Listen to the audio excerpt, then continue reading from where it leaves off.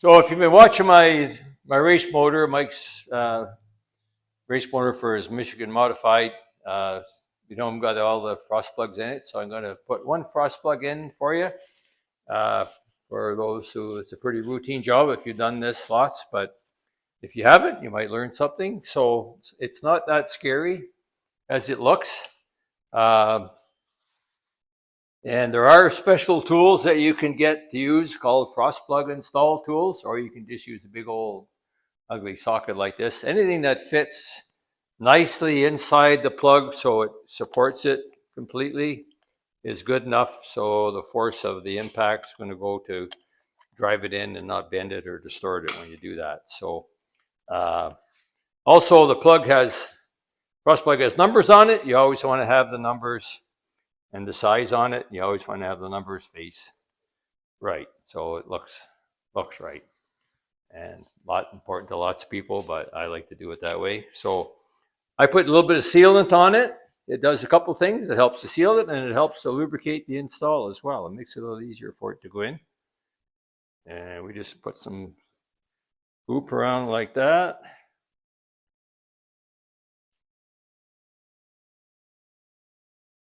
Okay.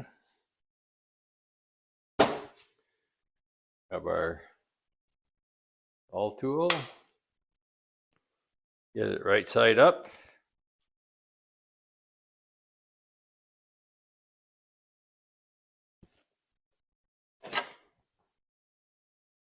And socket. Try to get it square as we can to get it started square. A little bit high on that side.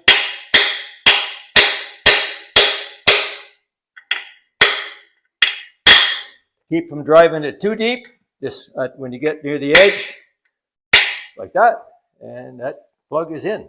I just got a couple more to do and that'll be done. So please like and subscribe. Tip of the day. So you have to watch out nowadays. The influence of other countries, I guess. You buy a lot of parts that are American made. This is a Melling oil pump, for example. Melling is probably one of the oldest companies in North America and the US for sure. They've been making these pumps forever. And the bolts on these pumps are metric now. The threads are not metric. The threads are standard, but the heads of the bolts are metric. And if you buy a frost plug kit nowadays, well, there's all the rest of the little plugs and that you get. Okay. The thread is a plug is 1/4 inch pipe thread, which is what you want. But the hex is not. It's metric. So now, no problem right now. That's a metric Allen wrench going in and out. But if this plug sits in here for 5 years and somebody goes to take it out and it's hard to get out, by the time they figure out using an English standard hex Allen wrench, they'll probably destroy the inside of that plug, and now you got to drill it out or something to get it out. So I typically write right on it, 6 millimeters. You need a 6 millimeter Allen wrench to get it in and out. And hopefully that'll still be there when somebody goes to take it out 5 years from now or whenever they go to take it out. So I do that in all my engines because no matter where you buy your frost plug set, this is actually a premium frost plug set. It's not a cheap one. And that's the way they come. So watch for that. Watch out everywhere you go, taking parts on and off. Nowadays, you pretty much need a set of metric tools as well, because there's all kinds of little places like metric is showing up on cars, engine parts, etc. Thanks for watching Gold Scratch. Forgot about what's next. So the race engine, as you can see, is coming along. 2 weeks from now, my son's coming down. We're going to do the final assembly, get it on the test stand, get it running on the test stand. And then June the 8th is dyno day. When he comes down in June, he's going to bring the car with him. We're going to dyno the engine. As I mentioned, we're going to dyno it with restrictor plates and without restrictor plates, and get torque and horsepower curves with both. So we kind of know how to gear this thing.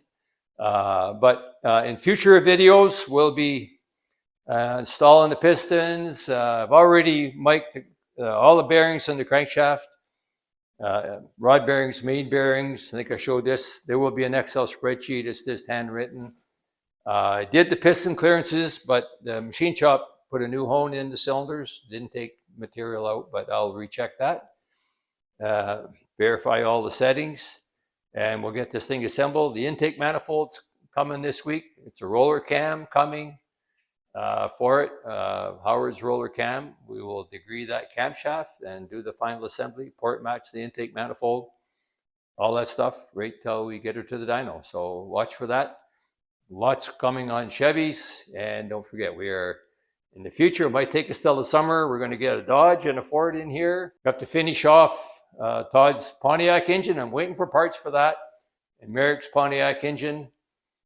Joe's is done. It's sitting there ready to go to the dyno on March the 30th. So that's just like 10 days from now or so. Thanks for watching Gold's Garage.